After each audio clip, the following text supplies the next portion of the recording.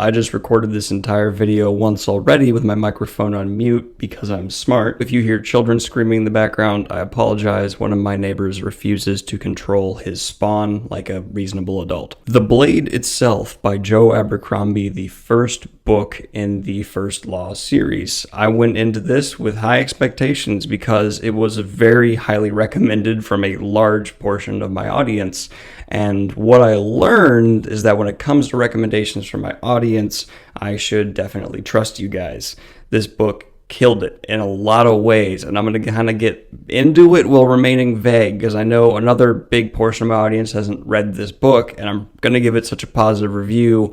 A lot of people might pick it up. I would say hold off on picking it up though until I finish reviewing the second and third, because there is definitely potential here for drop off, and some people already mentioned in my previous videos in the comments that it does drop off a little. So let's just see how large that drop off is. What we have here is a fantasy book that in terms of characterization leans a lot on more classic fantasy tropes. We have things like wizard types and a barbarian and duelers, and that's really refreshing. I liked going back into that more classic fantasy kind of setting for the base of your characters. But when it comes to developing those characters and exploring them as individuals, it's a super modern take on that classic approach, and I like that a lot. It's done extremely well. I've never had a barbarian built as a person and been fleshed out with as much care as Joe Abercrombie gave Nine Fingers. And that leads me to how the characters are presented. We don't have typical protagonists here.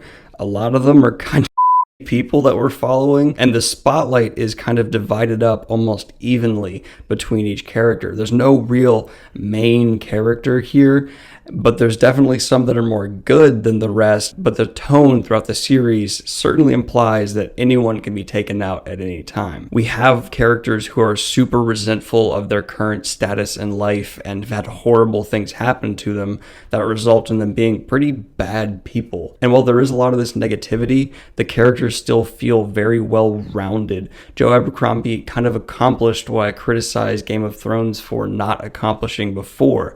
He has this more gritty, realistic take on humanity, but everyone still feels well-rounded enough with moments of joy and real desires and accomplishing their goals in a way where you still kind of really connect to them. And even though I don't think I liked any character in the terms of I want to go hang out with them, I'm certainly invested in them as people and want to see how they evolve. And you will not be able to predict pretty much anyone's actions, because while these people are based in a classic fantasy start, none of them morally or in progression follow many tropes at all. This is trope subversion done pretty much the best I've seen it done in a long time. The only real criticisms I have here are maybe a little bit too much repetition when it comes to character motivations and development.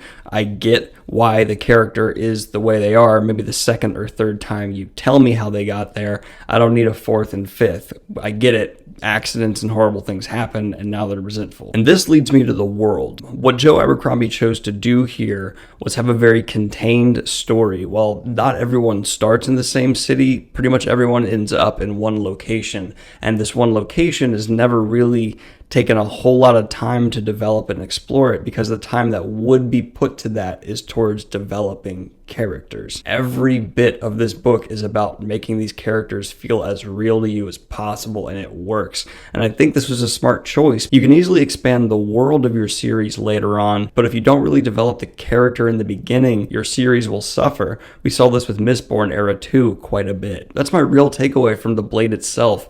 This managed to execute really well what a lot of authors have failed to accomplish, especially in my recent reading. As I mentioned, the tone is pretty gritty, but there is time to develop romance and moments of real joy and moments of catharsis throughout the book that really lend to the tone not restricting the character growth, something that, again, I criticize Game of Thrones for. I would take some marks off for the world building here, but I can realize it was not really developed on purpose to have the characters be really the focus. So I'm going to say it's a fairly well enough built world for what it's trying to accomplish. So for The Blade itself, overall, overall, I'm feeling a small diamond out of 10. It's not really epic in scope, it's not pushing boundaries or doing anything super new, but it's finding what it wants to accomplish and just mastering it. World building is really center stage in current fantasy trends, and the blade itself kind of ignores all of that and is focusing more on a character approach. Those are my thoughts on the first book in the first Law trilogy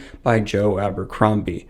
I wanted to take a moment at the end of this video to really thank you guys for never spoiling anything in the comments for me. I've never once been reading through the comments and had any aspect of any book ruined for me. I could be jinxing that right now because some trolls could hear me say this and decide to jump on that. You guys have done such an amazing job of being respectful of my reading, trying to do the same for you. So I'm going to keep these videos as spoiler free as possible, and if I ever do get into spoiler talk, it will be clearly marked in the title, I promise. But basically, hats off to you guys for not, ruining a book for me.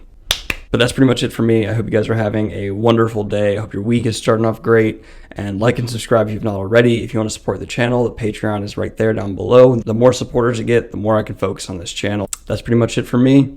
Peace.